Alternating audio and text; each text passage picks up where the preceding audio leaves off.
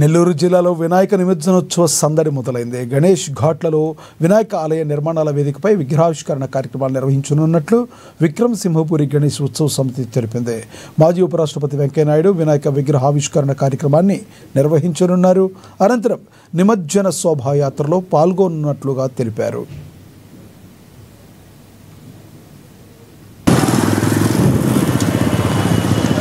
సాయంత్రం 4 గంటల నుంచి నెల్లూరు నగరంలోని అన్ని మండపాల్లో ఏర్పాటు చేసిన తాత్కాలిక విగ్రహాలు నిమజ్జనోత్సవానికి పెద్ద ఎత్తున శోభయాత్రతో నగరం నలుమూలల నుంచి కూడా బయలుదేరి గణేష్ ఘాట్కు వచ్చి నిమజ్జన కార్యక్రమాన్ని నిర్వహించుకుంటూ పెద్ద ఎత్తున కార్యక్రమం జరుగుతూ ఉంది.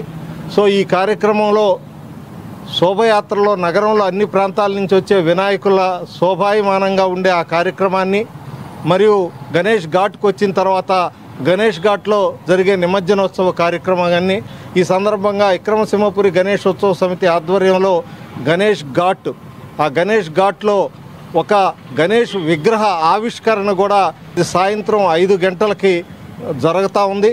ఆ కార్యక్రమానికి విశిష్ట అతిథిగా శ్రీ భారత మాజీ ఉపరాష్ట్రపతి శ్రీ ముప్పవరపు వెంకయ్యనాయుడు గారు ఆ కార్యక్రమానికి విశిష్ట అతిథిగా వస్తున్నారు.